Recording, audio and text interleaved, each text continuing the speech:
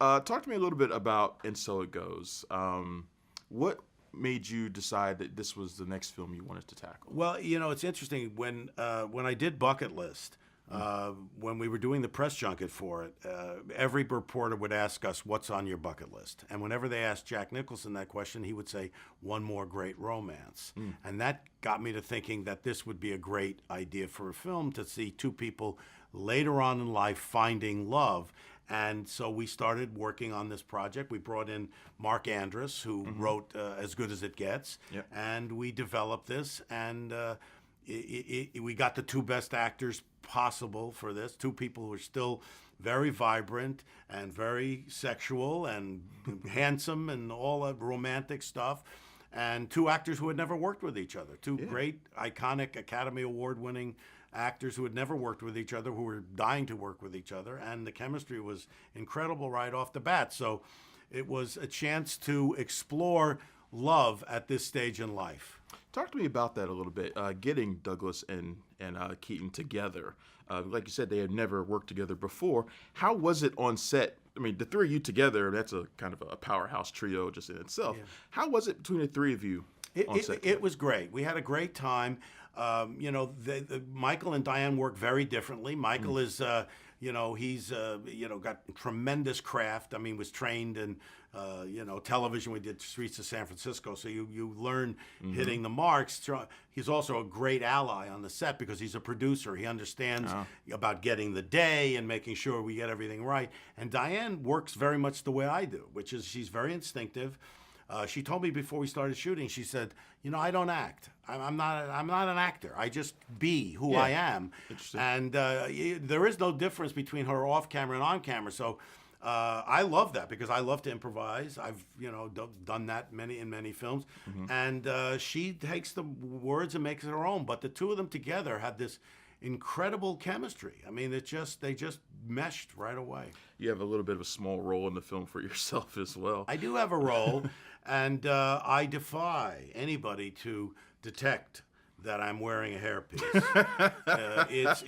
It's not at all. You can't notice it. You don't notice it at all. It's seamless. It's seamless. So it's there though. Are you finding as much fulfillment in front of the camera as you are behind the camera nowadays? In front of the camera, to me, is just fun. I mean, and it's much more fun for me if I'm acting in somebody else's movie.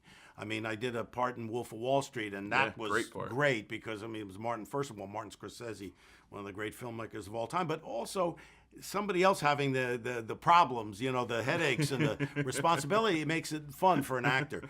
I love directing. It's much more fulfilling, but acting and directing in the same thing, which I did in this, is a little confusing. It's kind of your concentration gets split. So I don't love doing that, but in this case, I was working with a small budget. I needed to get an actor who would work for scale. I looked around and I found myself. You found yourself. I found myself, yeah.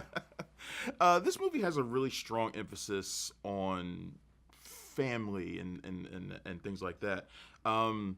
That seems to be a through line in a lot of your movies, though. I mean, is that something that you intentionally put in there? You seek out those sorts of movies. Yeah, it's interesting when you're young. I mean, there's all these cliches that you hear. Family's the most important, and people say I want to spend more time with my family and all this.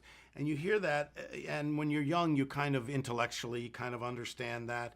As you get older, you internalize it. You really start to understand that, and so I make movies that highlight that value those things. And so this movie, definitely touches on that. Are you finding it more difficult nowadays? I mean, Hollywood has changed so much lately. Yeah. Are you finding it more difficult to make movies like this? I mean, the last couple of movies you did, The Magic of Belle Isle, Flipped, which I really liked. Thank you. They didn't get the wide attention that your movies used to receive. Are you finding it more difficult to get those sorts of films made? They're smaller movies. They're independently financed movies.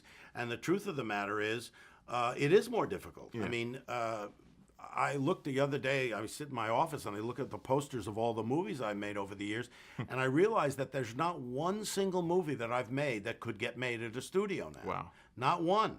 Including Few Good Men, because they just don't make adult-themed dramas. They Right. make they make big blockbuster, superhero movies. They make Yeah. animated films, and they make R-rated, raunchy comedies. I'm not interested in any of those kinds of films. Right. So my films, I have to go and get independent financing. It's much more difficult.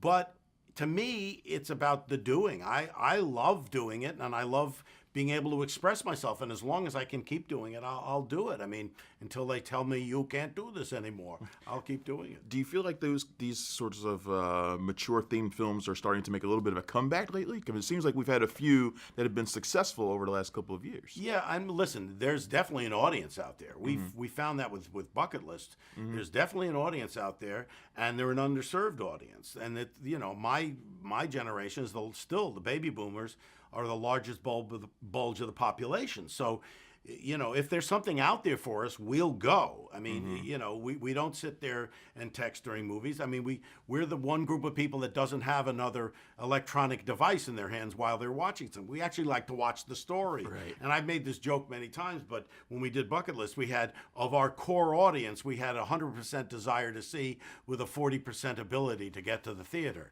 So as long as the picture is there, eventually they'll get there. Yeah. Right.